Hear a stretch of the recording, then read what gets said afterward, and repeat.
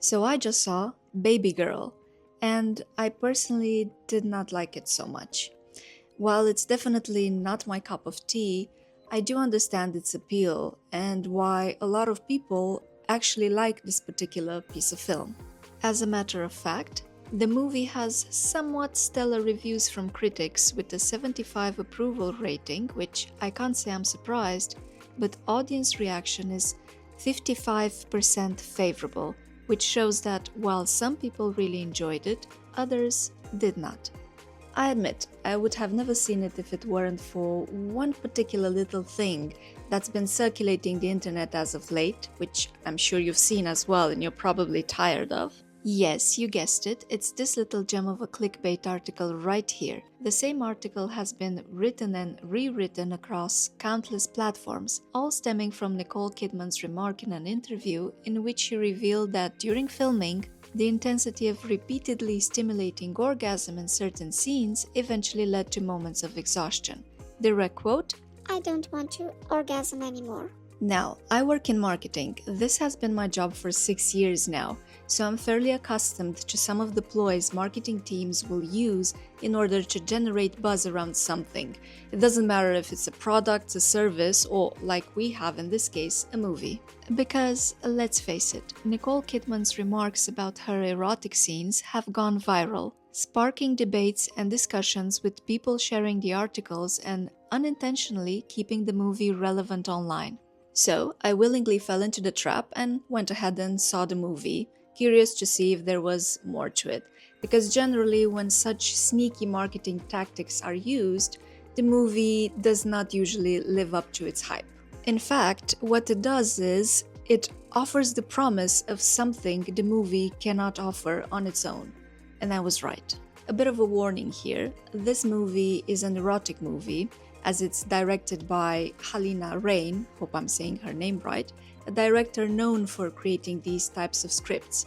And the movie starts off strong, so be warned. For a bit of context, here is the synopsis. Babygirl follows Remy Mathis, played by Nicole Kidman, a high-powered CEO navigating the complexities of desire, power, and vulnerability as she embarks on a provocative relationship with her much younger intern, Samuel, played by Harris Dickinson. Add 2 daughters in the mix and the clueless husband, played by Antonio Banderas, and you have yourself a modern woman reenacting 50 Shades of Grey under the pressure of balancing work, family life, and her need to be true to the person she really is inside.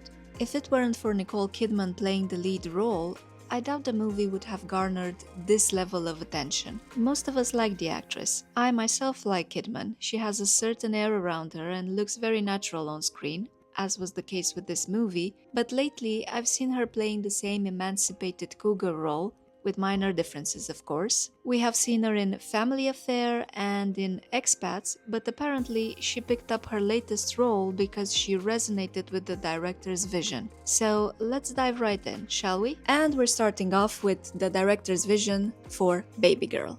In an interview given to Entertainment Weekly, Reijn states, I wanted to tell the story of a woman who suppresses the beast inside her. And then it wakes up. She also explains that, in her view, women have different relationships. We're not trapped in a box anymore. In other words, the movie is supposed to challenge stereotypes about age, gender, and power, because as we know it, it's perfectly alright for a man to be power hungry and get involved with a younger woman, but when the roles are reversed, society frowns upon that narrative. With Babygirl, Reijn aims to normalize age gap relationships, to preach self-love and acceptance, fulfill office fantasies, and also create an erotic movie from a feminist point of view. Sounds good on paper, but when the delivery does not raise up to standards, you end up with Babygirl, which is a pretty average, depth-lacking film that supports itself on the sensational fact that we see Nicole Kidman naked and vulnerable, but also empowered. Because we can have it all. Why not? So here are my issues with the movie, in no particular order. Some of the lines are terrible, and they distract from what the movie is probably genuinely trying to achieve. I'll just give you a small example, minor spoiler ahead. Ramy, hey, how'd you get that dog to calm down? Samuel, I gave it a cookie. Ramy, do you always have cookies on you? Samuel: Why, do you want one? Yes, I know, this dialogue part is meant to foreshadow the themes of control and desire sprouting throughout the movie, but really now? And also the movie's tagline: This Christmas, get exactly what you want. Just don't get me started on that. I don't know about you, but the first time I saw it, I involuntarily read it in Don LaFontaine's iconic voice. This time, he's back. My next issue is the pacing and interactions are visibly forced. It didn't appear to me as if the actors had any chemistry at all. Sure, there was this tension looming all over the scenes, but in most cases, the actors made me feel as if they couldn't wait to get over with the serious scenes and just move on to the best part, to the good parts, which weren't even that great in my opinion. The film oscillates between steamy, intimate moments and intense emotional scenes, which disrupts the narrative flow, and while it's beautifully shot, it's obvious Babygirl prioritized aesthetics and dramatic tension over natural storytelling. Some feminists celebrated the film's progressive plot, but others questioned whether it truly subverted patriarchal norms or merely repackaged them in a new context, which leads me to my final issue. The movie themes overpower the characters. Babygirl is supposed to be about real struggles and real people, and yet you had a list of things that simply had to be added to the script, which disrupt from the authenticity of what the characters are going through. For example, we have the notorious Botox scene, the fact that Remy is a CEO advocating for moral AI practices.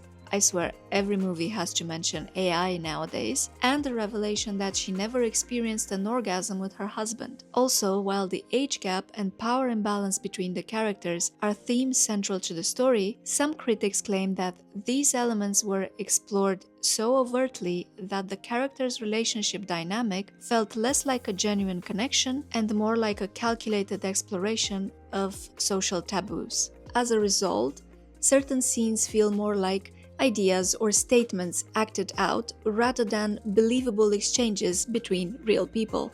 Overall, this is just another movie that tried to achieve too much but failed because, again, physical relations were more important to portray than what truly led to those relations in the first place. This raises an important question. Was the intention to genuinely shed light on these issues, or was the film created primarily to provoke curiosity and just generate financial profit? But I did like that they explored the idea of men being doms as well. That's not usually shown in movies. The fact that you can be trained to reach peak pleasure, and also we can't forget about the parallel between the female dog and also the character Nicole Kidman played, which was simply the cherry on top. She's a good girl. In the end, Babygirl is an erotic movie. Maybe I shouldn't be so strict with it, especially after seeing Nosferatu recently, but I can't help but notice the inconsistencies in trying to deliver what I saw labeled as a good feminist film. Since I've already mentioned 50 Shades of Grey, that movie I liked more, because it's not meant to be taken seriously. But this one is, so you're not missing much if you don't see it. Cougar movies seem to be back, and that's basically because these issues are not yet resolved in society. But these themes deserved a better approach and a better executed movie, because it seems to me that men and women will like this movie for very different reasons, and this defeats the purpose of what the director was trying to achieve. Some women will resonate with the topic, while some men will just appreciate the adult scenes without understanding the nuance behind them, because again, the movie did not offer a proper script nor structure for it. I seriously wanted to like this movie, but I can't, especially when there is a clear disconnect between the idea behind it and the execution. Is this a movie I would recommend to my friends? No, but it's interesting to see how sensational marketing can tell more about the movie rather than allow said movie to show it. So as a marketing geek, I simply had to study the phenomenon. But what do you think about the movie? I would love to hear from people who liked it but also disliked it, so please list your reasons in the comments section. I would love to read them. Thank you for watching this video. My name is Denny. I have a channel about movies, and games. So if you're interested to see more, please go ahead and like this video and subscribe to my channel. It would mean the world to me. Until next time, please take care of yourselves. Bye.